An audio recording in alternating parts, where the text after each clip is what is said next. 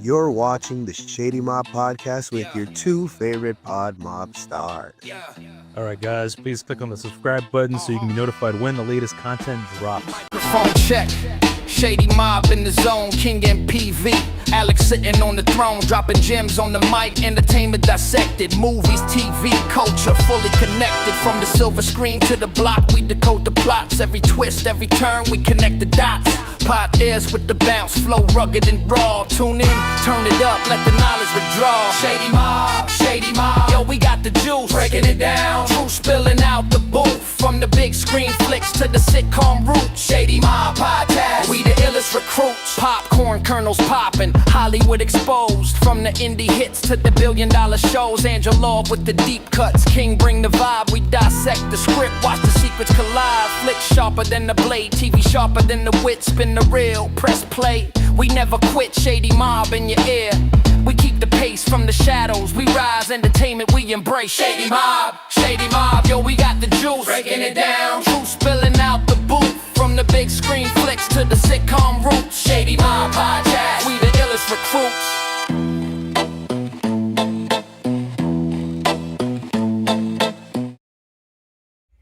Hello and welcome everybody to the latest episode of the Shady Mob Podcast with your two favorite pod mob stars, Alex the Man Angelov, your boy himself, King N.P.V, here to bring you some fun conversation about the Rush Hour movie trilogy, one of my favorite trilogies of all time, ladies and gentlemen. The Lanterns movie that is, or not movie, but TV series that's dropping later this year on HBO Max. Stuart saves the universe, or fails to save the universe, a continuation to the Big Bang Theory, and a lot more coming your way today. How you doing, Double A? Doing good. I'm doing real good. I'm excited, man. Rush Hour is one of those series of movies where you can't help but just watch it. I think J-Man said this off. I don't know if it was on stream or off camera, but it's just one of those where it's like when it's on, you watch it. You know, when you were watching TV, when you had like cable or like DirecTV or Comcast, Xfinity, whatever, and if it was on, it was on. You're like, oh, I gotta watch it, you know. Or if it's on Netflix or Hulu now or like whatever streaming service, you know. And I know some gyms play it. Some places have like movie nights. Like my gym, it played it for a couple of days actually. It played the first, second, and third. Do they have a movie theater? Yeah, they have like a movie theater where like you go in and like there's treadmills and like bicycles and stairmasters. Is it Choose by chance? Because the gym by my house that has the same fucking thing. They have like a cardio room that's also a theater room. They got the treadmills. It's called I fucking love it. Mine is called EOS Fitness, but yeah. So again, like it's just one of those where we just decided we want to talk about, and we both love the movies. Like I think that they're timeless, and there hasn't been anything like it in a long, long time. And I'm very hopeful that they push out a fourth one soon, because those guys are getting old, man. They're getting old, and Jackie Chan has some moves, but he's an old guy. I still think it's a disservice that it's been over 20 years since they dropped the third one. Obviously, they completed the trilogy. A lot of movies that come out don't even get a second movie. They got three, especially because this one isn't based on a book or anything. This is straight just comedic acting in both Jackie Chan and Chris Tucker at their prime of their careers, in my honest opinion. Now, Rush Hour 4, apparently the script has been done. Jackie wants to do it, Chris Tucker wants to do it, but the studio needs them to do it, needs to want to do it as well. They did a Rush Hour series about 10 years ago, based on Detective Carter and Inspector Lee, with much younger actors, not the same. The series actually was rated very highly on IMDb, so I'm surprised it was only around for one season and not wasn't necessarily continued. Now, what probably happened was when they came out, because it didn't star Jackie Chan and Chris Tucker, and they were basically using the same characters from the original trilogy. Fans were very hesitant and skeptical because Jackie Chan is a legendary actor. Chris Tucker nailed the role of Detective Carter. So it didn't have enough acclaim for it to warrant a second season. However, based on the IMDb ratings and over time, it's probably aged a lot better. And I would recommend people go check it out whenever they get the chance. But before we're not really going to be talking about the series. That's why we're bringing it up right now. Let's dive into it, bro. You ready? Yeah. I mean, the first one is where we're just introduced to all the characters. Carter and Inspector Lee. They're coming together about this. It's this gang that kidnaps Soo Young. It was the ambassador's daughter. The Yes, ambassador yeah. from Hong Kong, and this is when basically the movie starts off with them being at a dinner in Hong Kong, and it's basically the end of British rule in Hong Kong, right? So they're going back to they're basically saying goodbye, establishing like their new political government or whatever, and the ambassador that was in Hong Kong moves to Southern California and L.A. with his daughter. Jun Tao is the bad guy in the film, which essentially means which basically escalates a lot of things, because at the beginning of the movie, Inspector Lee basically shuts down Jun Tao's criminal organization and reclaims all of the lost items that have gone missing from China, that were like precious like artifacts, right? Inspector Lee busts it, and basically Jun Tao, in order to get his revenge, goes to America and kidnaps the ambassador's daughter. Ultimately, we find out who Jun Tao is. We'll get into that here in a second. But throughout the process, Inspector Lee comes down from Hong Kong to L.A. to help the detectives and the FBI find the ambassador's daughter. What ends up happening is the FBI does not want Inspector Lee's help, so they go for a beat cop from the LAPD, which ends up being Detective Carter. Detective Carter, at the beginning of the film, ladies and gentlemen, I fucking love it, because he's meeting this guy who has C4 bombs and shit in his trunk, seeing like all the shit, and because he's an undercover cop, like, he's not wearing a police uniform. They have two cops that are at the same donut place where the meet is going on. They overhear what's going on, and then they pull a gun out on Detective Carter and the guy that he's doing the deal, business transaction with. What ends up happening there is the guy basically like tries to use Carter as a hostage, points a gun at him, tells him to let him go and shit. Cops say no. One of the cops gets shot. The gun gets dropped. The guy that is selling the C4 gets in his car and dips the fuck out. Carter picks up the gun, starts shooting at it. Big ass explosion. And my favorite part is when he does the Michael Jackson kick, and he does it with the wrong leg. I just have to, because Michael Jackson talks about this in like the biopic and like everything. He kicks with the wrong leg, ladies and gentlemen, but he hits it. And he does the hee, and I fucking love it. From that moment forward, with all due respect to Jackie Chan, because everything Jackie Chan, in my opinion, that he did in like the early 2000s was fucking magnificent. That's when I was bought into the movie. Detective Carter, and doing the kick, like big ass explosion.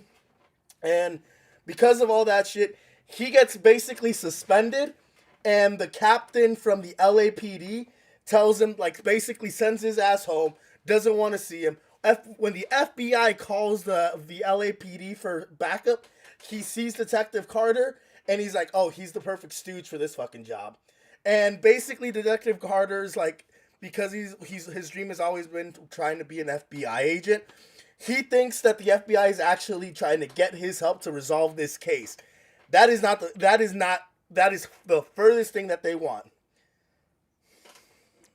Oh, It's just so funny because he thinks he's working with the FBI, and like, he ended up on a phone call with what's his name, Jun Tao, and it was that wasn't Jun Tao. Jun Tao was the white guy. Oh yeah. Yeah, he ends up with basically the second in command, the primary, like, fucking the primary henchman, the right hand man to Jun Tao. What did he say? He was like $50 million. Who are you, Lindsay Carter? No, and it's fucking. I just thought it was hilarious because the guy on the phone clearly knew what Carter was doing.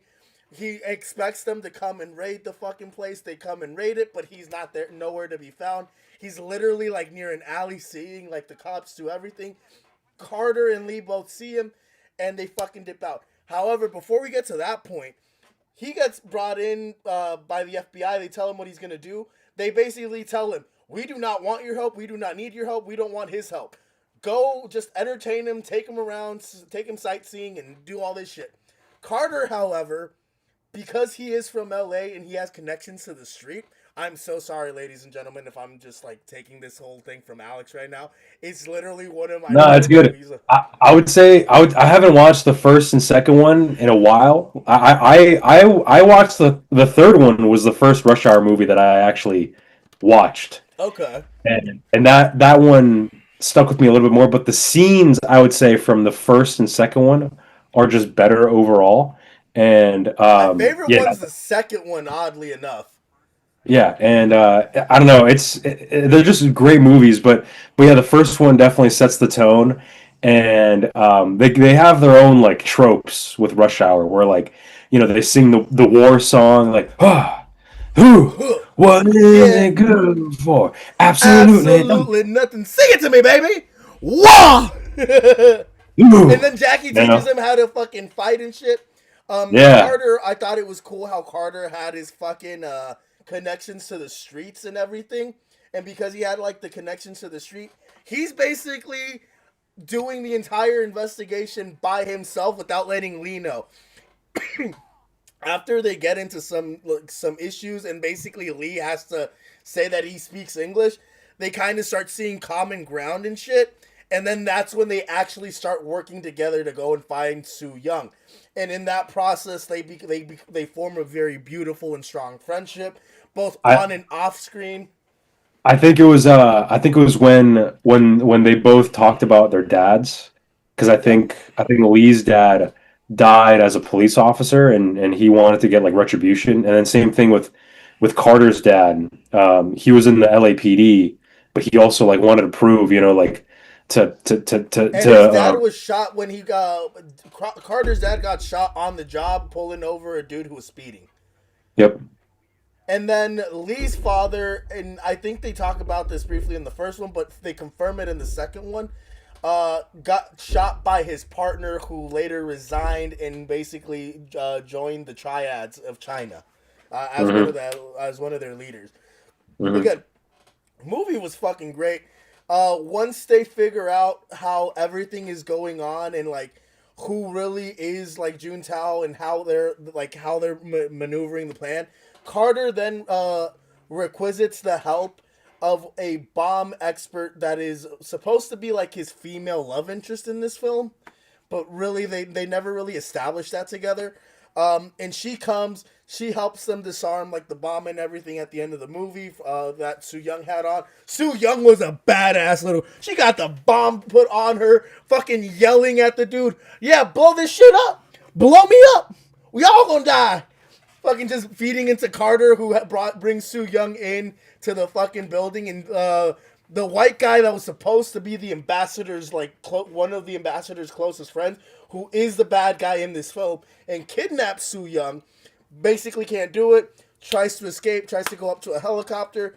Detective Lee grabs him, and dude, they fucking do a nasty ass fall from the top where they gotta pull the fucking that long I don't know what it's called, but it's like a drape. They fucking pull it, hold it, and Lee and Carter I think just slide all the way down, and that shit's just fucking hilarious. I don't know. Movie was great. Honestly, it's not a very highly rated movie, but the action and the comedy, if we're just going based on action and comedy and like those are just the general criteria, I'd probably give it like 4 stars. Yeah, it's a fun movie. It definitely holds up to the we're just going based on fun. And it's great. Critically it's like a 3. Yeah, if I'm being critical about it, again, like I would have to, because it's been like I would say a year since I've rewatched the first 2, actually all of them, if anything. But man, I'll probably give it like a 4 out of 10, slightly below average, just because of how goofy it is and the pacing, and also it didn't really take itself seriously. Well, But hold on. Are you going critic? So you're giving a critical review on this movie?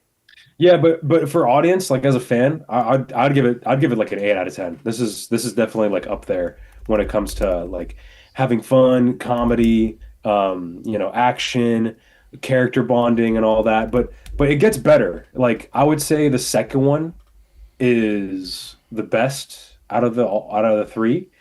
Um, with the third one coming in second, and then the first one. But they're all like really good You though. like I'm the not like, third one the second most, really? Hold dude, on, that one had some funny ass moments, bro. The we'll get you into me this in a you second. me him.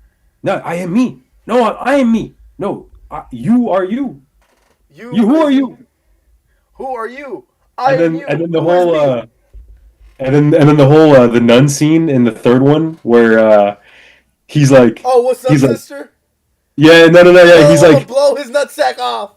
That shit was he funny. I ain't gonna lie. what do you say? What do you say? He's like, tell him that his sister is a W, his mom's a W, and his grandma's a W, a two big W, because she has no teeth. It's just so funny, bro. Oh my goodness. Oh Lord. For me, and we'll get into the second one here in a second. The first one's actually my second favorite movie. Like I said, if we're going critical review, it's a 3-star movie out of 5. If we're going as a fan, like a fan, 4 to 4.5 stars. It hits all the comedic aspects that it needs to hit. I really enjoyed this film, and I honestly recommend you guys go check out the trilogy. You'll have a fun time. Again, Jackie Chan, Chris Tucker, both at the prime of their fucking careers. Literally, I think this is like the main like film series that aside from Friday, but this is the film, or this trilogy was what put Chris Tucker on the map. I know Friday, he had a nice role in Friday or whatever, but there's a reason why he did a trilogy with this and not Friday. Yeah, yeah. It's a definitely a good movie, and overall, again, it's just fun. It stands up to time, and like again, you can always rewatch it, and it'll get funnier and funnier as you watch it, and it's just a timeless movie. Timeless movies, if anything. I know some people shit on the third one, but like, I don't know, man. I think that writing, but the second one's also really cool. How they go to Hong Kong, So before and you get to the third one, because you keep skipping, Pat, because I know the third one's your favorite. Let's get into the second movie, which is my favorite. Now, well, I like the second one because the second one also is pretty funny too. Because there's some, I love the triad karaoke scene. That's one of my favorite. Like, it's one of my favorite scenes in the entire series. I'd say like that one where he like comes in and he sees this like Asian guy just okay crochet to the end, and then And he's like, "What the hell is this?" Oh, he's well, like, let's. what the hell's going on up in here? No, so in this one, I believe the movie starts off with them in Hong Kong or in China. Yeah, they're on vacation. Yeah, they're because he's on vacation with Lee. Yeah, so I think it picks up like right after the end of the first one. Mhm. What is Detective Carter ends up going to Hong Kong to visit Inspector Lee. Lee is basically working the entire trip that Carter's out there, and Carter is pissed because he wants to take a vacation. He's not trying to work, but the entire time he's just been assisting to Inspector Lee with all of the work that he has to do. Sorry, I got the trailer playing right now, and fucking when they go to the bathhouse, fucking Chris fucking hits him in the fucking nose because he's fighting all the Asian guys. So in this film, I think it's an incredible film. It's an incredible continuation because it ties in the thing that happened to Lee's father in the first film to this one, and the bad guy in this one are two people. It's a rich white man from L.A., from Southern California, L.A., and it is the guy that essentially killed Detective Lee or Inspector Lee's father. Shout out to Ari Emanuel, or because Ari Gold or whatever, because he also had a small part in this film, and Yeah, where he was the gay the gay designer, the he was helping them out, like, get new suits. And yeah, I love the scene. I love the scene where Jackie Chan, he's like, please help us. A lot of men are chasing us. And then he goes, as they should. as they should. And bro, what's crazy is when he goes to, because he had a major role in Entourage, and Yeah. bro, his character in Entourage made the entire fucking Oh, show. He award loses winner. his shit. Yeah. He's calling everybody. I fucking love the way this man acts. I'm sorry. But anyway, back to the Rush Hour, the Rush Hour 2, which is one of my favorite films of all time. He had to channel Lloyd for this role. He had to channel Lloyd, bro. Lloyd. Oh Lord. Oh, anyway, who's Lloyd? He's his assistant. He's his gay assistant in Entourage. Oh, in Entourage? Yeah. That's fucking The Asian guy. That's fucking But yeah, no, it's the second one's cool. I don't know. I just love the scenes. I think it's really interesting. I think the writing's better. It's more action packed. That's where you get the famous, like, meme, where Jackie Chan's they're looking at the slow down, baby. Like that's that one. And yeah, I don't know. If you're looking at my face, it's because I'm watching the live episode of Monday Night Raw, and I think this is live. I'm pretty sure this is live. Brock Lesnar, who we all thought retired at the end of WrestleMania, has returned and taken out Obafemi, who was expecting an open challenge, which is fucking incredible because we all thought Brock was done. He's not done. He's not done, ladies and gentlemen. He is back, and he's coming after Oba. God bless him. Brock, you look incredible, too. God bless you, Brock Lesnar. Sorry, we're all over the place right now. Back to Rush Hour 2. Like a lightning rod during a thunderstorm. I'm shocked. What was the female Isabella? Isabella, who was played by, or what was it? Isabella, who's played by, who was the actress? I forget her name. I forgot, man. I don't know. She was like a one-off character. No, well, not just, well, she was, hold on, not Selena. Rush Hour 2, because she's actually a very renowned, like, star female actress from, like, the early 2000s. Rosalind Sanchez, who played Isabella, ended up being Jackie Chan's love interest, and they don't really kiss in this film. I don't know, for some reason, Jackie Chan never kisses the female counterpart in any of the movies that he's in.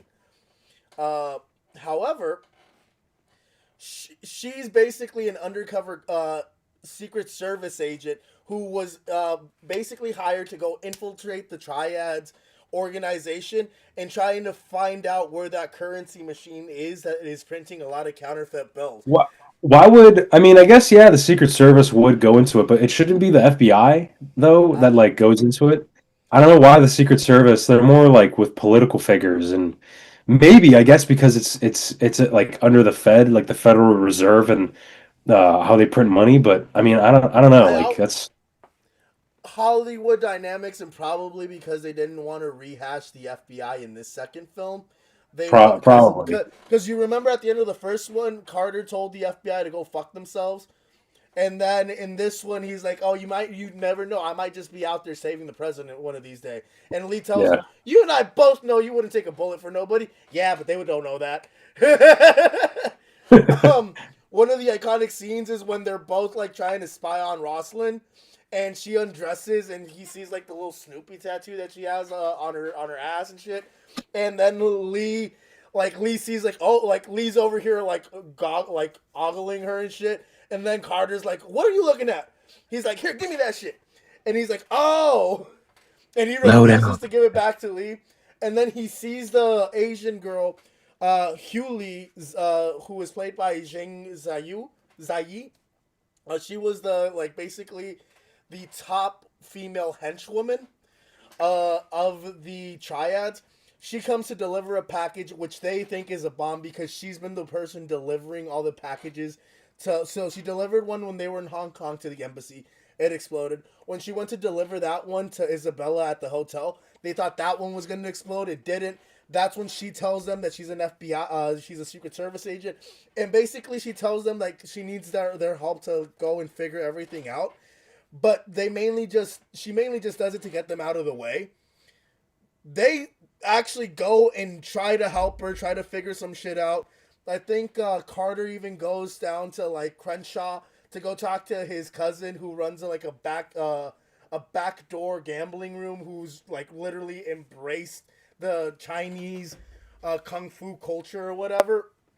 And basically, like you find out that both Lee and his cousin were trained by like the same, not the same master, but masters that were brothers and shit, which I thought was fucking cool. It's just like an overall general like connection that I fucking love. Uh, then how does this movie end? I'm trying to remember. Oh, they go to the poker. They end up in They end in Vegas, right? They go back to Vegas Yup. at the ending. Yeah. Yeah, they go to Vegas. They go to a gambling casino. Yep. Basically, Carter fucking all decked out because they go get suits and shit from like the gay guy's fucking wardrobe place. They come in. Carter is just doing his thing, like being scandalous, getting everybody to react to him, getting all eyes on him, while Lee is maneuvering his way to the back, trying to find like the currency and everything. In that process, Lee gets caught, gets tied up. They put a shrimp bomb in his mouth with the trigger being held by somebody, wrap him up, tie him up. The guy that basically, what is it?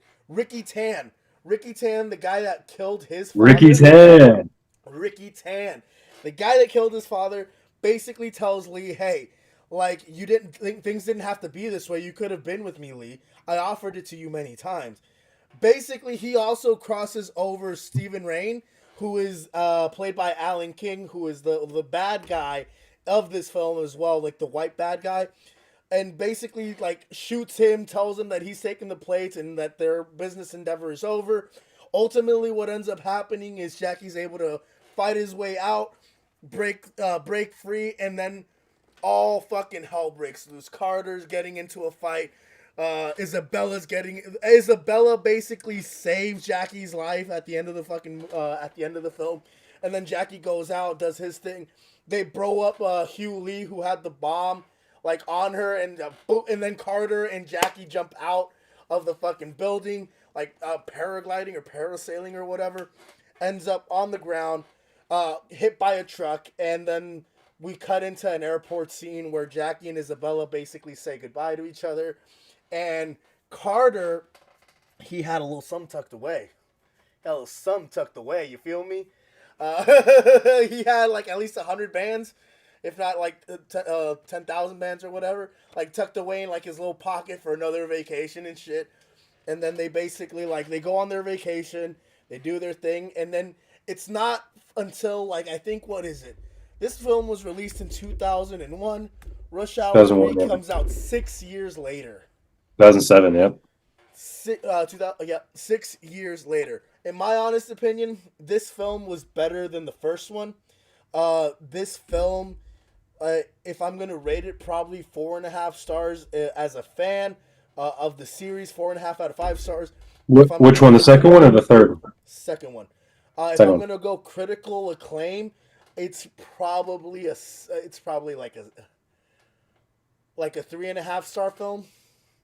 I genuinely I feel like all the films are 3 stars. Like all the films are going to be 3 stars. But if I'm ranking it from a fan perspective on which one I love the most, this is my all-time favorite, followed by the original Rush Hour film that started this entire franchise.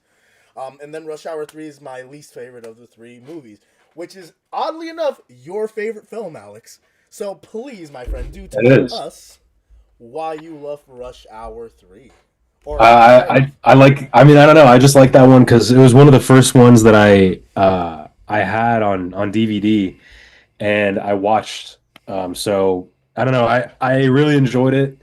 The story was compelling. It's a little bit more new. Like the cameras and the quality is a little bit better. And it has some really funny and like memorable moments. Especially like the fight scene in Paris when they're in the Eiffel Tower. It's a little bit over the top with some of the like chase scene, especially with that one guy George. You know, that was pretty funny. Where Carter made him sing the the new U.S. national anthem. And I don't know, it's just such a fun. Oh my gosh, I don't know. This one, yeah, they're coming back because Kenji, they're like I think the triads or it's like this like mystical It was like gang. it was like another section of the triads or something like that. Yeah, And they yeah, needed and like a then list to see who was gonna be in charge. Because yep, that list yeah. is put So on like a the sacrifice. Shai Shen, the Shai Shen. Shen. Yep. And so Kenji comes back into Lee's life because they were partner. I guess they were partners, like childhood friends. And he went Yeah, that was to his brother.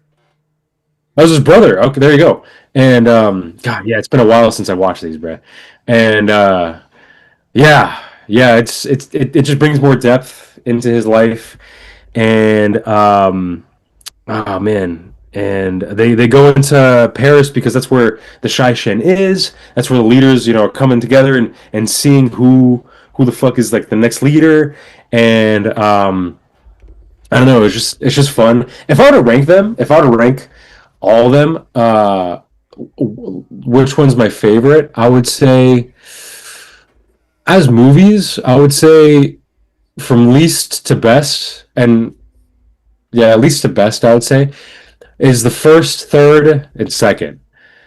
Just because I think the Rush Hour 2 and 3 are written a little bit better, and they just have more memorable scenes than the first one. But it also just brings everything together, and it starts up the series. But yeah, they're all fun movies. Like you can't deny that. It just goes without saying. I get it. For I don't know. me, What do you think? for me, the reason why this was probably like my least favorite of the three movies in the franchise, Yeah. um, Sorry, my cat's there were being. times where I felt like it might have been a little bit all over the place with what they were trying to do. I love how they again changed the scenery. It wasn't in fucking L.A. or Hong Kong. It starts off with basically Inspector Lee coming back from Hong Kong to go and visit. Excuse me, to go and visit his one of his closest friends, the ambassador, who's giving a speech at the UN conference.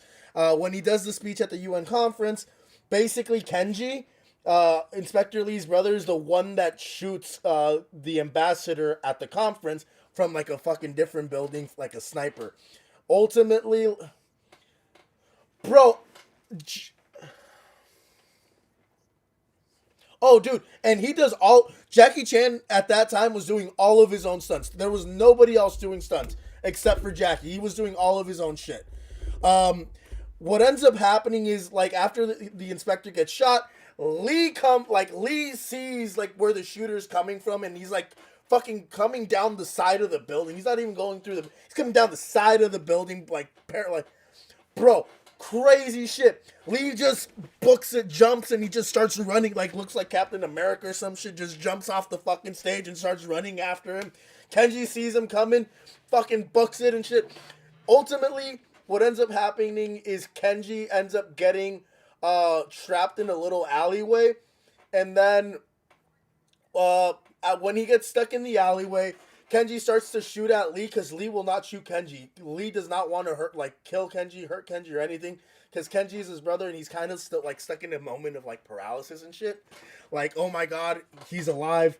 Where have you been all this time? And then Carter, because he was like, the movie starts off with Carter basically dancing to like Michael Jackson's music. Fucking, yeah, he was a traffic cop. His shit got so fucked, he ended up being a traffic cop. He pulls over two girls that are in like a convertible car, basically like tries to arrest them, has them pinned up against the car and shit, basically tells them like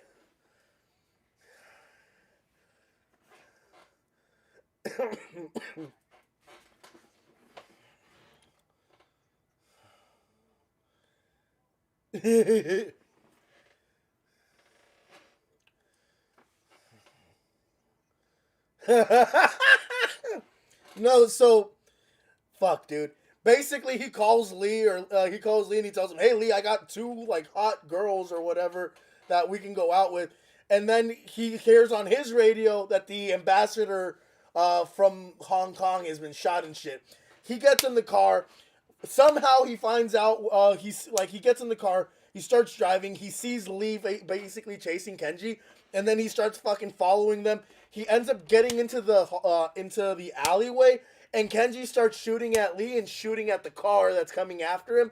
And basically, because Tucker can't see, he almost runs Lee over, which gives Kenji enough time to kind of like evade and escape. Ultimately, like, they end up going to the hospital.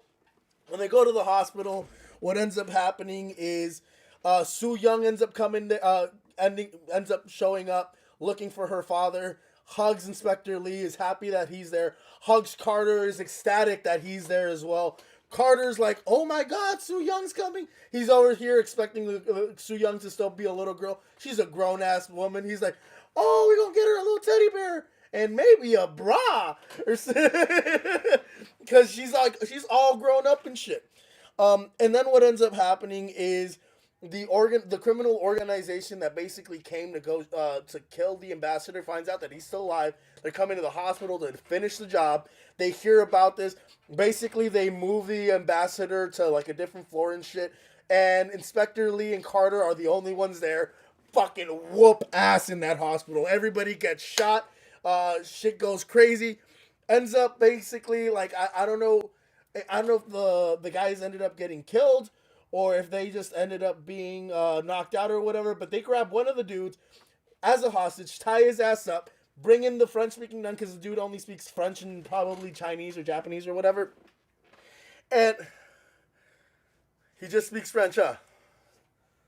He's an Asian guy, but Carter was like, oh, Lee, like, what is he saying? And he's like, I don't speak French, you know? And he's like, what type of Chinaman speaks French? Yeah. They get the nun to come in, and basically they got a gun pointed at his nut sack, ready to pull the trigger. And he, like, Carter starts fucking reciting the Hail Mary. God said, like, what was it? He's like, sister, you better pray for the man. He's going to have, like, God's going to have another visitor or some shit. I forget the fucking line. I can't hit it. But basically, it's a historically funny fucking line where he's threatening to shoot the man's ball sack off. The nun's praying. The guy basically sees Carter is not bluffing, and that's when he finally reveals what's going on and what's happening. And that's when they find out that they have to end up going to Paris. When they get to Paris, they do not make it through customs. They get pulled over by French police. And they are I forgot about that. Yep. They're strip searched. And yep. They did a cavity search too. They walk out and just fucking like, Yep. They come out basically with their fucking ass cheeks like penetrated and shit. And my favorite. What did Carter say? He's like, I got vandalized by a damn freshman. And they end up going into the taxi. Do you remember George? George. Yeah. George. He's one of my favorite characters. He's played by Ivan Attal. George was he was a French taxi driver that did not like servicing Americans. Carter, because he's an Carter thinks the dude's being racist because he's black. No, he's racist because he's an American. And basically Carter like pulls out, I think it was his gun or some shit, and basically tells him, oh, say, can you, like, basically starts reciting. He makes him he Americanizes him. He Americanizes. He makes him sing the national anthem. It's so funny. And then basically as the journey progresses, he fucking buys into like becoming a spy, joining them on their fucking adventure. They get chased by like fucking motorcycle dudes, and then in the process his adrenaline's pumping, and he's living his best life. He's like, honey, I'm gonna do this. He tells his wife. His wife's like, you're just a French taxi driver. What the fuck are you gonna be doing? Like becoming a spy and shit. And he's like adamant, no, this is what I want to do. This is what I want to be. I am now like, I'm an American fucking spy or whatever the fuck.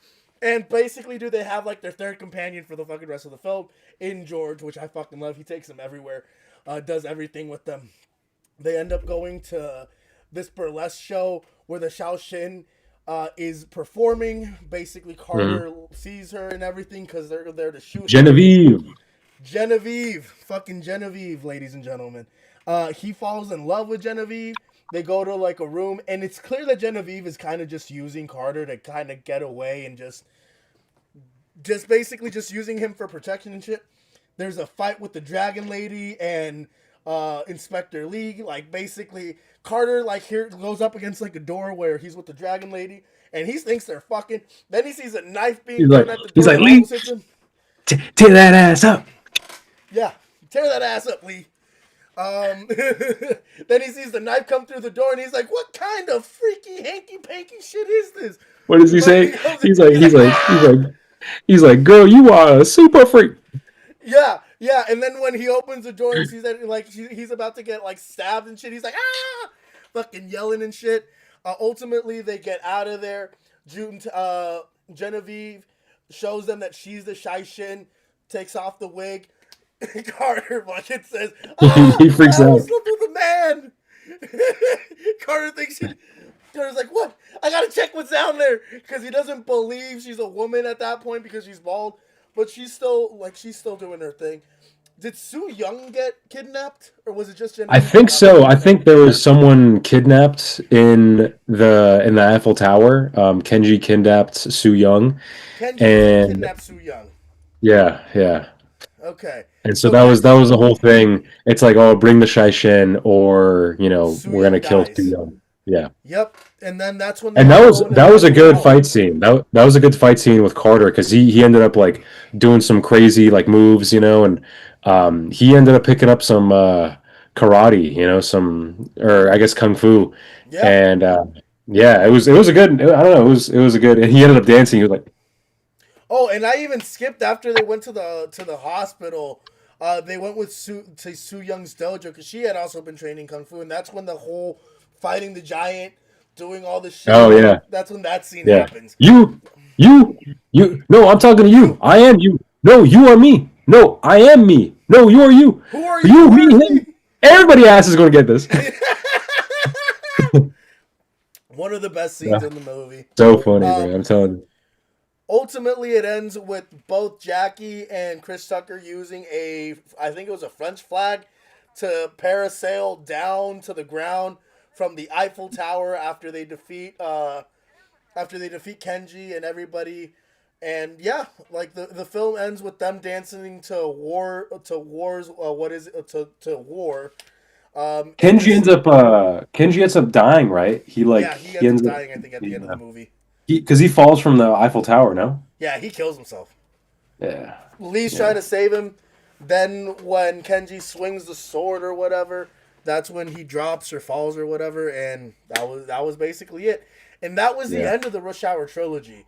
Overall, for me, first film, best. Second film, second best. This film was the third best. Okay. So chronologically, it's like the best. It's like first, second, third is first, best, second, third, in that order. Second best, first, second. Second is the best one. Rush Hour 2 is so 2, 1, 3. 2, 1, 3 is your list, starting from the best. 2 and 3. Okay. Yeah. Rush Hour 2 is my favorite. I'm 2, 3, 1, if anything. 2, 3, 1. Okay. I respect it. I love this trilogy. I recommend you all go check it out. Little fun fact: my very first episode, I think, or one of my first 5 episodes, pretty sure it was my very first episode of N1 from the End Zone. I did a Rush Hour Trilogy review. I did that shit for like 2-3 hours. I think that episode was 2 or 3 hours long. Yep. And it was the very first episode of N1 from the End Zone. Now that we're here in 2026 with all the stuff that we've learned production-wise and everything, I'm just happy to be able to revisit it and give it like the proper love and dedication that this film deserves. Obviously, we don't have a lot of like the graphics or the scenes in the background. That's why we use the trailers and stuff.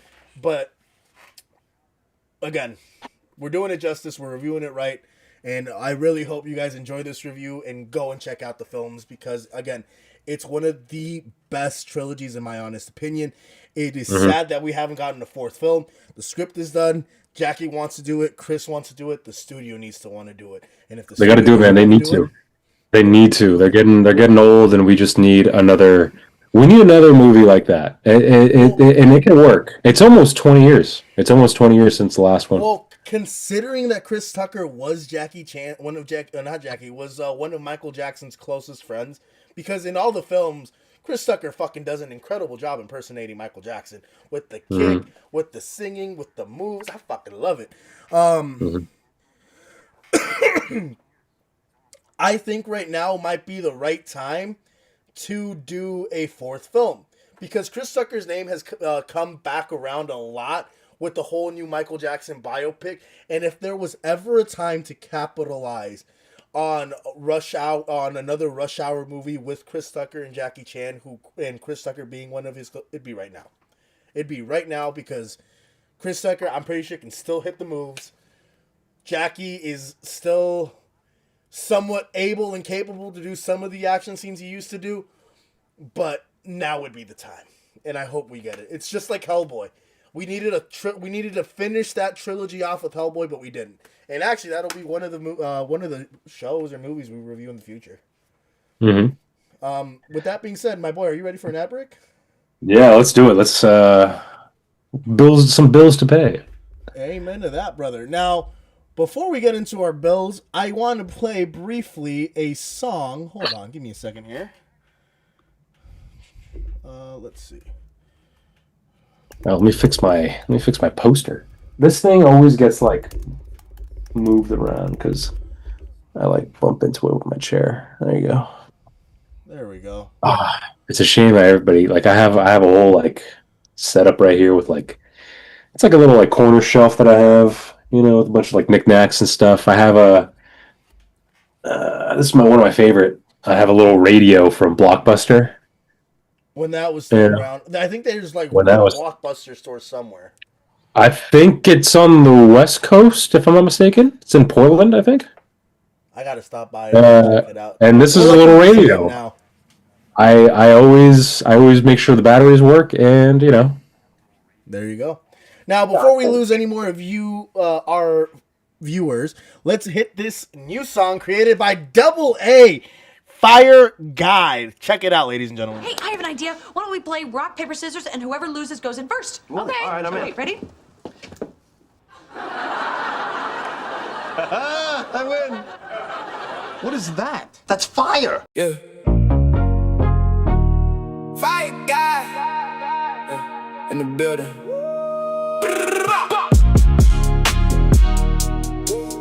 Yeah. Hey, turn the heat up. Fire guy in the building. Walking clean, whole room get hotter. Chain got frost, but the soul got lava. Everybody chill when I step in proper. Real ones close, fake boys scatter. I don't do noise, I move like silence. Still got flames when the mood turn violent. Whole squad eat, everybody thriving. But touch my name and the smoke is rising. Late night drives with the city glowing. Heavy bass while the windows open.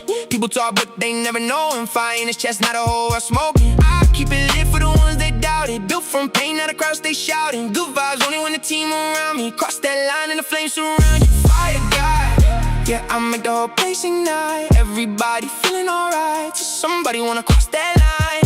Fire guy, whole city know what I'm like. Warm hearts but the touch too bright. Get too close, you get burned tonight. Ay, pressure on me but I never fold. Heart too warm, wrist too cold. They throw shade but the fire too bold. Now they watch while the story unfolds. I gave light when the nights got dark. Now my name got stamped in sparks. I've been real from the very start. Still move careful when the envy starts. See the glow when I walk through places. Too much heat, now they switching faces. Love me now cause I cracked the matrix. But disrespect turn calm to dangerous. Don't mistake peaceful weakness. Flames get loud when the heat is deepest. I made everybody feel alive. Now they shock when the fire fights back. Fire God, yeah, I make the whole place ignite. Everybody feeling alright, till somebody wanna cross that line. Fire God, whole city know what I'm like. Good energy mixed with fire inside. Get too close, you get burned tonight. Still lit. Still rising. Fire God.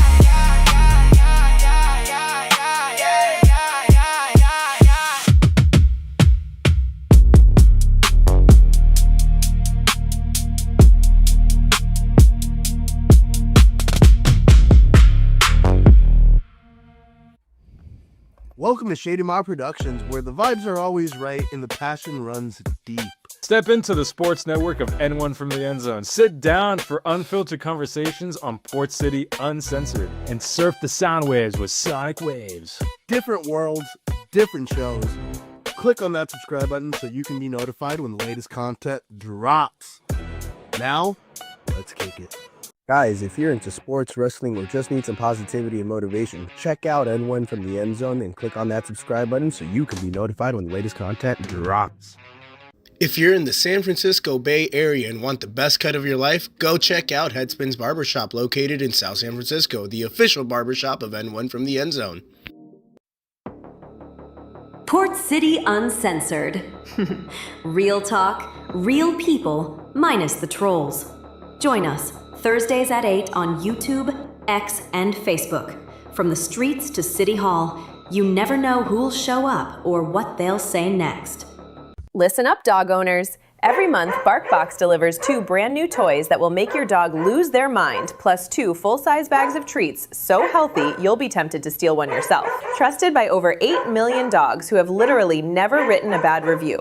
We're talking fully customized, tiny terror toys for Chihuahuas, indestructible beasts for your Rottie, allergy-friendly snacks for the drama queens with sensitive tummies. Even extra subscriber-only goodies if you want to go full spoiled. Right now, new subscribers get a free extra toy in every box for a whole year, and shipping is forever free. So stop letting your dog down and click the link in the description or scan that beautiful QR code and get your first BarkBox today. BarkBox, because your dog deserves better. Guys, you're watching the Shady Mob Podcast. This is where we discuss our favorite movies, TV shows, and where we talk about life. Please like, comment, and subscribe so you can be notified when the latest content drops.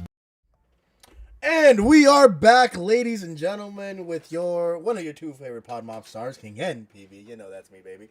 Alex is on a little bit of a bathroom break, so while he's away, I can entertain. Guys, I hope you guys like Fire Guy. We're going to be dropping that official music video after today's episode. Again, it's one of my favorite bangers that AA has created. It goes, literally, AA came up with the concept after Iceman album dropped. He wanted to do a Fire Guy song, and fuck, dude, that song bangs in my opinion. I hope you guys enjoyed it. Hope you guys like it. We got another one that was created by yours truly that will be coming on here in a bit. Now, with that being said, ladies and gentlemen, what we got coming up next is we're gonna do a Rambo trailer reaction, or not Rambo trailer reaction. What was it? It was the Lanterns official teaser 2. So they just dropped a new Lanterns trailer this past week, I think like 4 or 5 days ago. And we're going to react to it. We're going to give you our thoughts on it. We're going to tell you what we're excited to see. Personally, I can already tell you, like, I'm just excited to see a Jon Stewart actually being portrayed in live action. That's something that's been missing for a very long time. We've gotten Hal Jordan, we've gotten Guy Gardner, but never a live action representation of Jon Stewart, who in my opinion, who is my Green Lantern, because I grew up with Justice League from Cartoon Network, and then Justice League Unlimited, and the Green Lantern, the main Green Lantern that was portrayed on those series was Jon Stewart. His story with Hawk Girl, how they were in love, and how they had a kid and stuff like that. So we're excited for the new Lantern series that's coming out later this year. My boy is gone for a minute. I think he forgot how long the ad break was. God damn it.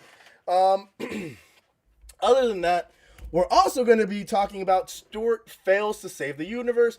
They just dropped an official teaser trailer like 5 days ago. It already has 1.6 million views. I'm excited for this one, mainly because it's a direct continuation of The Big Bang Theory, which is one of my all-time favorite sitcoms, alongside How I Met Your Mother, and a few others like Full House, Family Matters. I'm probably forgetting a couple. Oh, George Lopez. How can I? Oh, 2.5 Men. Well, we're gonna do probably an episode here later on our favorite sitcom. But anyway, Stuart Fails to Save the Universe is a direct continuation to The Big Bang Theory, and it takes place after basically Sheldon and Leonard come up with this contraption that allows you to do multi-universal hopping, which in my honest opinion is a little bit too far-fetched for me. what I ultimately think happens is like something fell on Stuart's head, and he's like put in a coma or something, and basically like this series takes place all in Stuart's head, and by the end of the series he wakes up from the coma, because this is honestly just a little bit too far-fetched for me to really believe, and especially with shows like Young Sheldon, where we see a younger version of Sheldon Cooper from The Big Bang Theory, which was in a much more serious tone, in just how they grew up and how like those events take place. And then they did another prequel series in Georgie and Mandy's first marriage, where it's based on Sheldon's older brother Georgie, who gets married to Mandy. And they basically just go through their life story, and it's basically the journey of how Georgie becomes Dr. Tire, and he gets like the tire shop from his father-in-law, and he grows it to the bigger and better things that he wants to grow it into. This series takes place, I believe, right after, a few years after The Big Bang Theory ends, so I'm really excited about it. And yeah. Other than that, we're going to also be bringing back N1 from the End Zone here probably later today. I just watched Monday Night Raw. A lot of shit happened on today's episode of Monday Night Raw with the return of with the return of Brock Lesnar, who, by all respects and aspects, we all thought retired at WrestleMania. He did not. Frankly, I think the money talked a little bit too strong to Brock, that they're like, hey, how much would it take to get you to come back? Because realistically, right now, there's no real viable opponent for Oba Femi. So they're probably going in the route of having Brock... Hold on, give me a second here. Yeah, of going in the route of having Brock go up against Oba. Brock will probably lose this next match.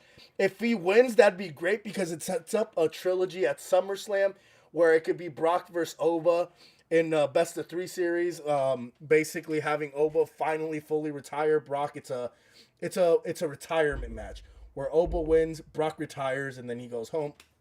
Seth just got assaulted at the end of Monday Night Raw. He's also challenging Braun Breaker again, calling him out, telling him that he cannot beat him one-on-one, even though at the last PLE at Backlash, Braun whooped his ass and won. Welcome back, Double A. Where'd you go? Sorry guys, my cat had a little upset tummy and was so nice to give me a gift of throw up, so I had to take care of that real quick. But she's fine. She's okay now. She's roaming around. Well, with that being said, let's jump right into the Lanterns official teaser 2 trailer. Yes, let's do that. Hold on, let me get that trailer going on. My boy. Tabs. There's a lot of things right now happening in the world of WWE. I'm also going to be talking about what's going on in the world of European football. My beloved Arsenal is literally a Manchester City draw or loss away from becoming English Premier League champions for the first time in over 22 fucking years. And even if even if Man City wins, all they have to do is win the last game against Crystal Palace. We haven't had the best of luck against Crystal Palace, but we're going to start Eze, and Eze is going to make sure we win that game, because Eze used to play for Crystal Palace. He's going to deliver for us in that game. And then we're also in the Champions League final. So right now, in terms of soccer, I am excited. Now, are you ready? All right, let's rock into Lanterns official teaser 2, ladies and gentlemen. Here we go. This ring, it's the greatest weapon in the universe. When and if to use it, that's the whole ball game, Junior.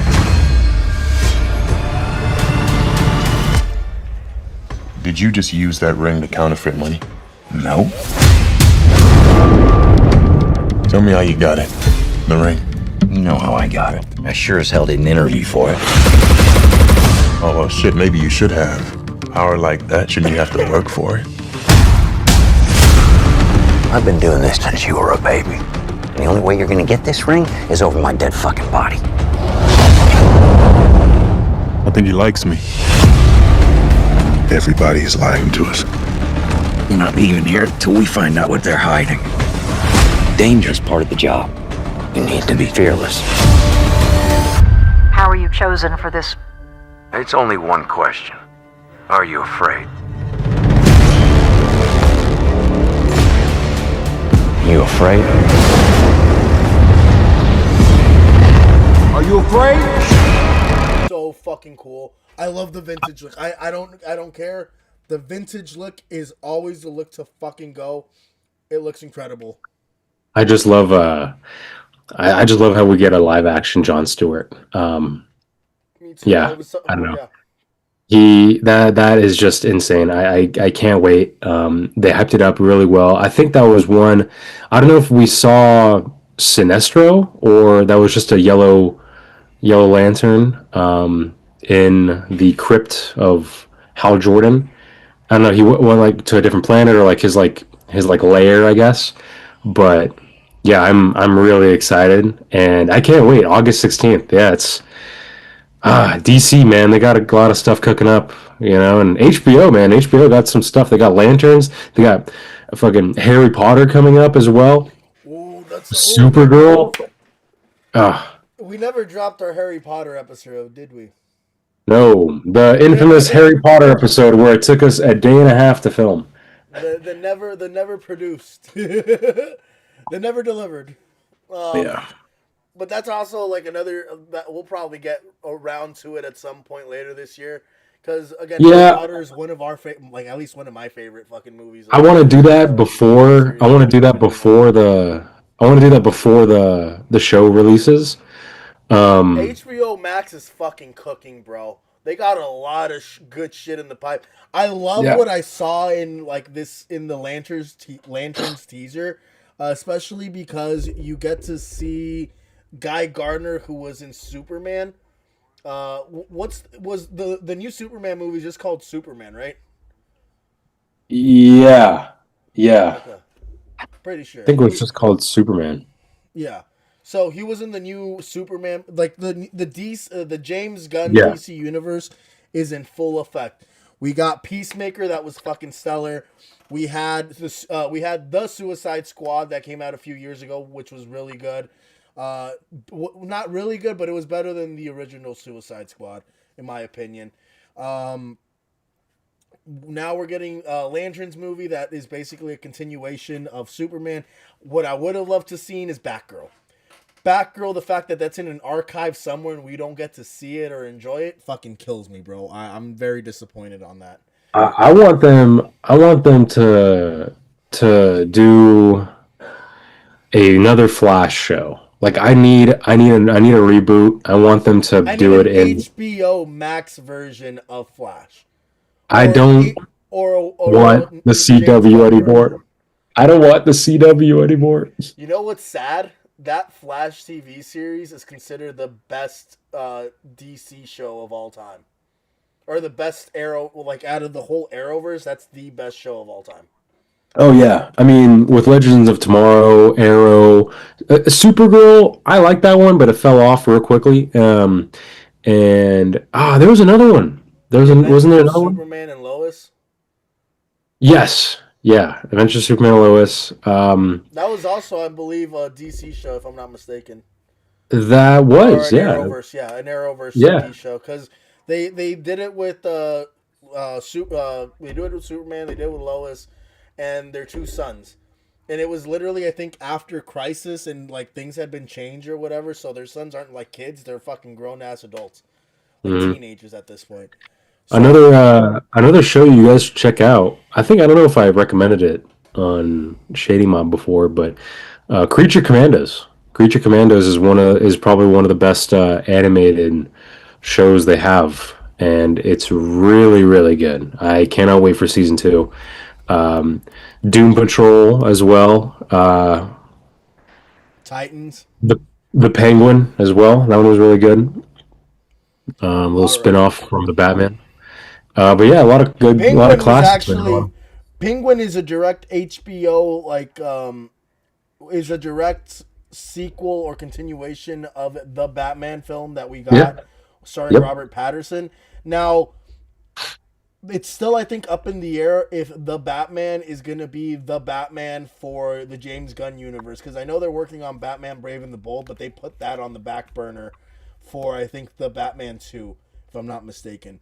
With that being said, guys, let's go into Stuart Fails to Save the Universe trailer reaction. Another HBO Max original series, which is a continuation of The Big Bang Theory, starring Johnny Galecki and Jim Parsons. Also Kaylee Cuoco, legendary fucking actors in my honest opinion. Kaylee Cuoco, for the longest, for my entire adolescence, was my celebrity crush. Okay? Oh. Just putting it out there. Kaylee Season Cuoco. 1? Oh, God. Yes. Even in the later seasons. I hated, when she got older and they started covering her up. I was like, she's still fire, god damn it. Anyway, let's get into Stuart Fails to Save the Universe, ladies and gentlemen. Let's get into it.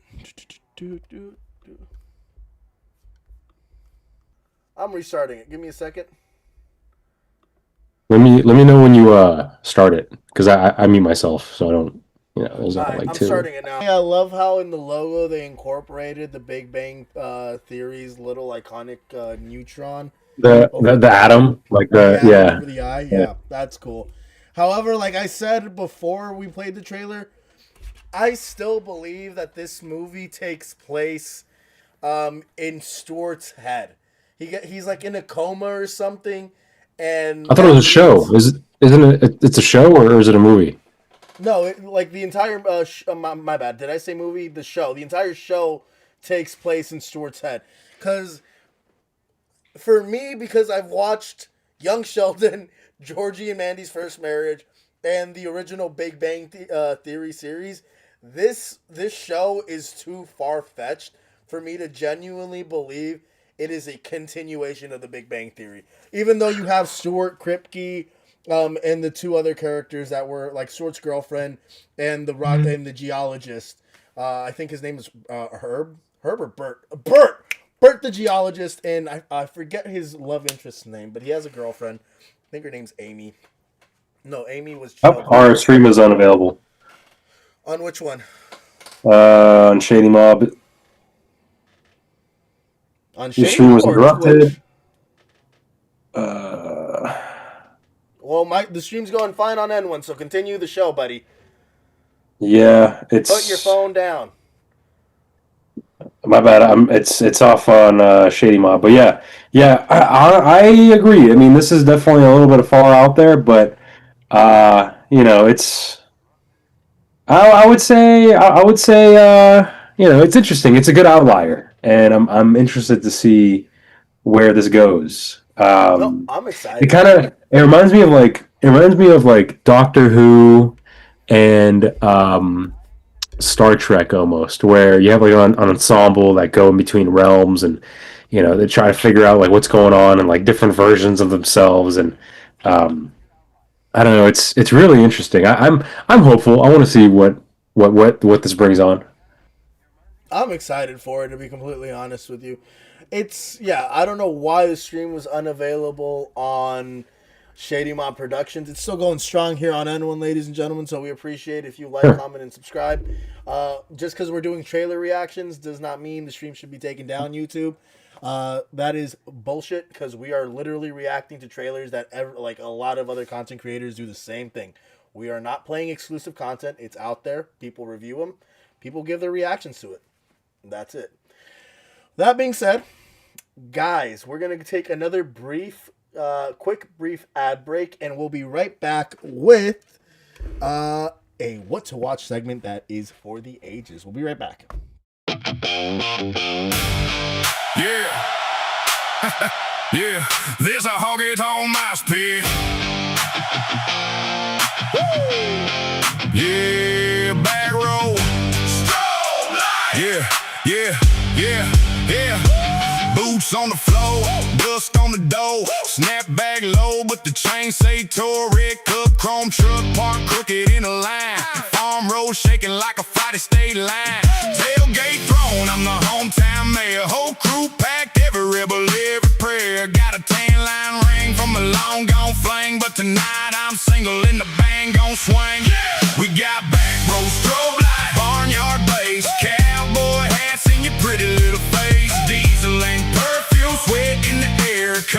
boy swagger in a club type glare. Turn that moon to a spotlight. Let that dirt feel like midnight. If you came to get loud, better hold on tight. This a honky-tonk mosh pit, back row strobe lights.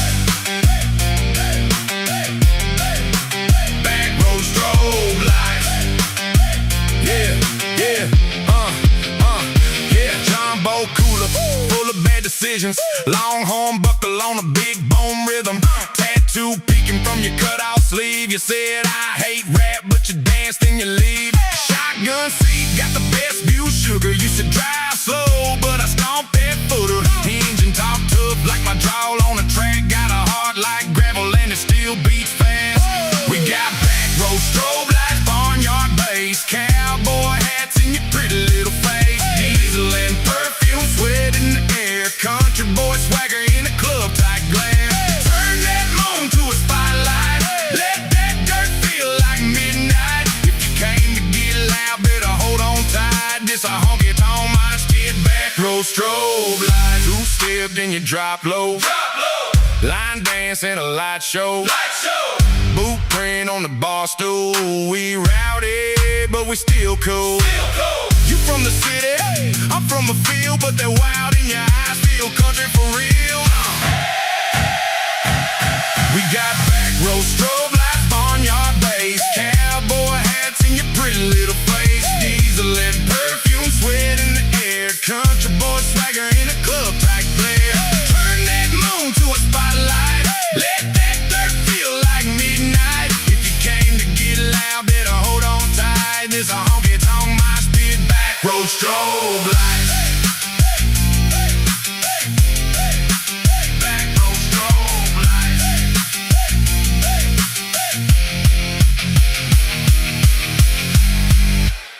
Welcome to Shady Mob Productions, where the vibes are always right and the passion runs deep. Step into the sports network of N1 from the End Zone. Sit down for unfiltered conversations on Port City Uncensored and surf the sound waves with Soniq Wavez. Different worlds, different shows.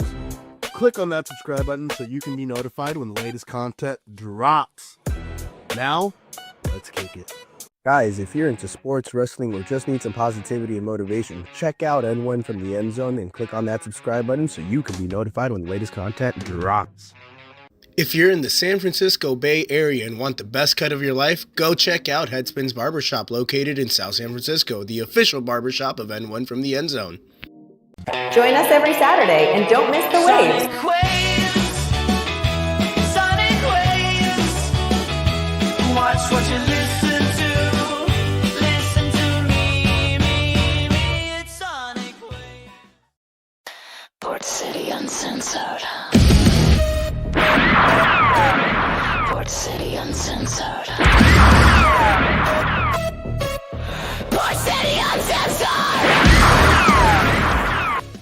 Listen up, dog owners. Every month, BarkBox delivers 2 brand new toys that will make your dog lose their mind, plus 2 full-size bags of treats so healthy you'll be tempted to steal one yourself. Trusted by over 8 million dogs who have literally never written a bad review. We're talking fully customized, tiny terror toys for Chihuahuas, indestructible beasts for your Rottie, allergy-friendly snacks for the drama queens with sensitive tummies. Even extra subscriber-only goodies if you want to go full spoiled.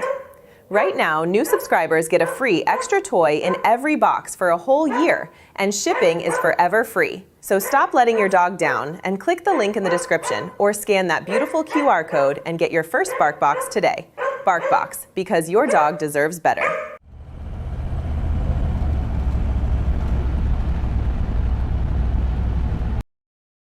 And we are back, ladies and gentlemen. How are you doing, my boy?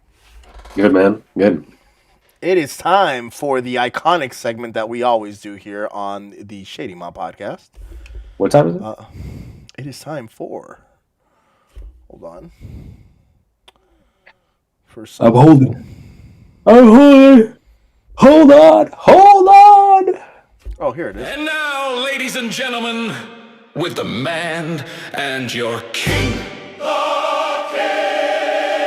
It's time for What to Watch, What to Watch, What to Watch, What to Watch, What to Watch, What to Watch, What to Watch. All right, Double A, what do you have for us this week, buddy?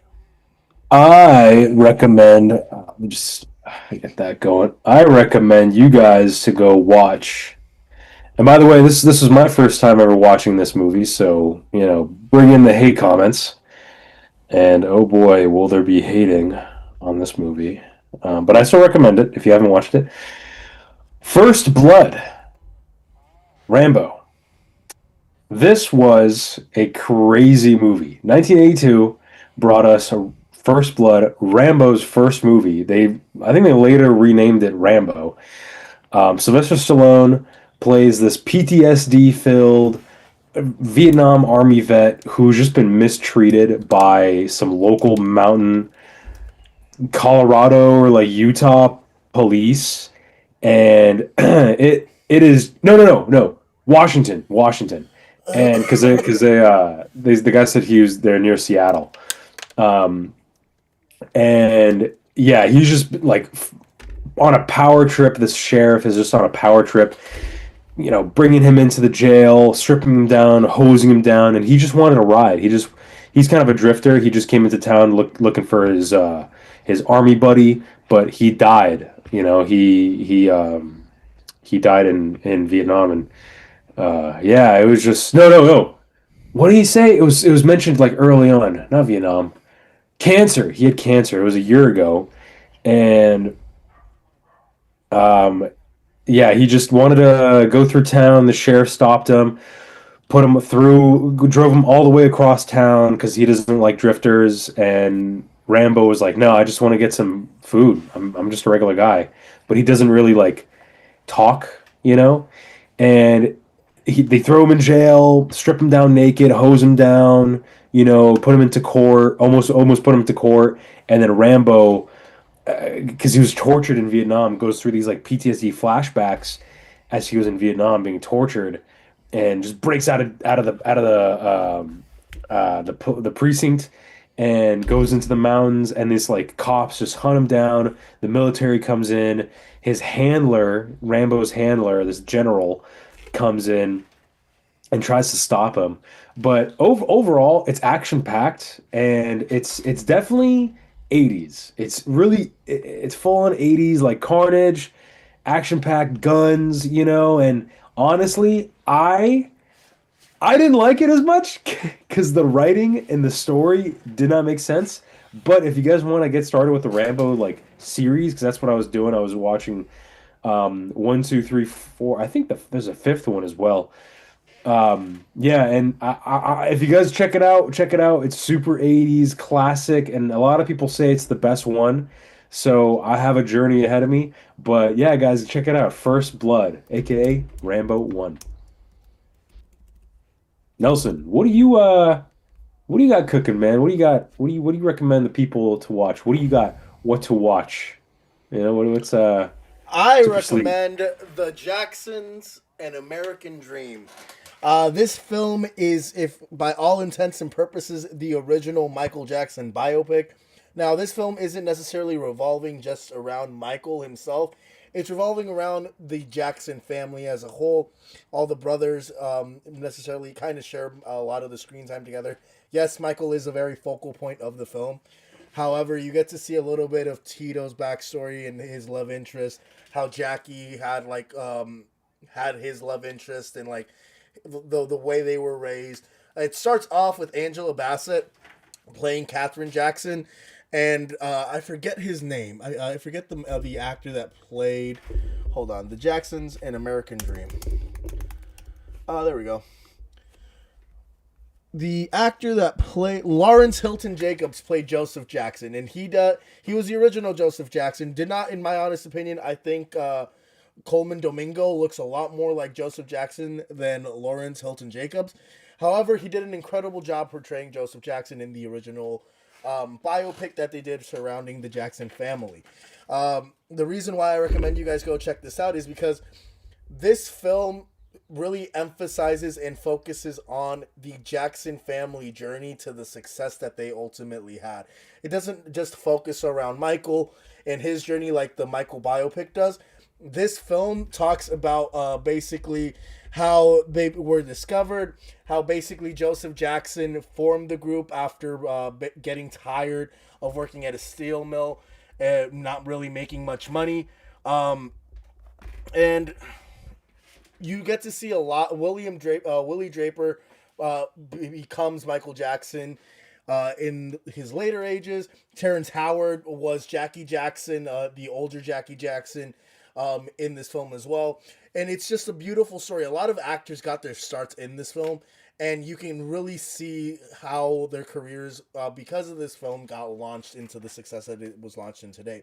Willie Draper sadly passed away a year after this film was released, or it wasn't necessarily a film. I think it was a 2-part series that just covered their journey from basically just 1945 Chicago, where Catherine and Joe basically met each other, to I think it was about to the end of the Victory Tour, when the entire group basically breaks apart because Michael announces that he's going his own separate ways. Now, realistically, movement-wise, Jafar Jackson does a much better job portraying Michael Jackson, in my honest opinion, than any of the actors that portrayed Michael Jackson in this film. Jafar Jackson really nailed it, hit it out of the park with his movements, with his dialogue, with his performance as a whole. Jafar Jackson, in my opinion, it was the second coming of Michael Jackson. But this film is very important because if you want to understand and learn the history of the Jackson family, this is it. So guys, I really do recommend you guys go check it out whenever you get the chance. It's a great film, great movie. And yeah, that's actually today's episode, ladies and gentlemen. We've made it to the end, Double A. How you feeling? I'm feeling good. I'm feeling real good. Yeah, that's pretty much it. Thanks guys for joining us here, and I guess we should do the outro, right? We're pretty much done. Yeah, that's it. Yeah. Guys, so with that being said, please go check out ShadyMob.com for all of our channels. Where are we going? If they want merch, Alex, where do they go?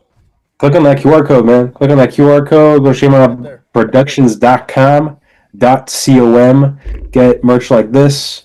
Various other items, sweatshirts, t-shirts, and content. Just our content in general. Go check out channels like N1 from the End Zone, A&A Radio, Shady Mob Productions, of course. Check out Port City Uncensored on Thursdays. Soniq Wavez. N.P.V exclusively on Twitch. Soniq Wavez on Saturdays or Sundays, depending on our schedules. And yeah, guys, that's pretty much it, man. Guys, Nelson, if people desire for power, what do they do there? What is that? Well, if you have the desire to be great, you have the power to be great. So just remember that, ladies and gentlemen. Go and check that. Just remember that. I hope you all get inspired to just pursue your dreams and greatness, because that's actually what Alex and I are doing with the content that we're creating. We're trying to create a platform for you guys to enjoy content. We're trying to entertain you guys. And if you guys got any feedback, any skits, anything that you guys want us to do, we'll fucking listen to them and we'll execute them to the best of our fucking ability. That being said, we're going to do an N1 from the End Zone episode hopefully later today before it gets too late. And we really do appreciate and love you guys for being here with us. Do not forget to hit that subscribe button so you can be notified when the latest content drops. See you next time. Stay tuned. Bye, guys. You're watching the Shady Mob Podcast with your two favorite pod mob stars. All right, guys, please click on the subscribe button so you can be notified when the latest content drops. Microphone check. Shady Mob in the zone, King N.P.V. Alex sitting on the throne, dropping gems on the mic. Entertainment dissected, movies, TV, culture, fully connected. From the silver screen to the block, we decode the plots. Every twist, every turn, we connect the dots. Pot airs with the bounce, flow rugged and raw. Tune in, turn it up, let the knowledge withdraw. Shady Mob, yo, we got the juice, breaking it down. Truth spilling out the booth, from the big screen flicks to the sitcom roots. Shady Mob Podcast, we the illest recruits. Popcorn kernels popping, Hollywood exposed. From the indie hits to the $1 billion shows. Angela with the deep cuts, King bring the vibe. We dissect the script, watch the secrets collide. Flick sharper than the blade, TV sharper than the wit. Spin the reel, press play. We never quit, Shady Mob in your ear.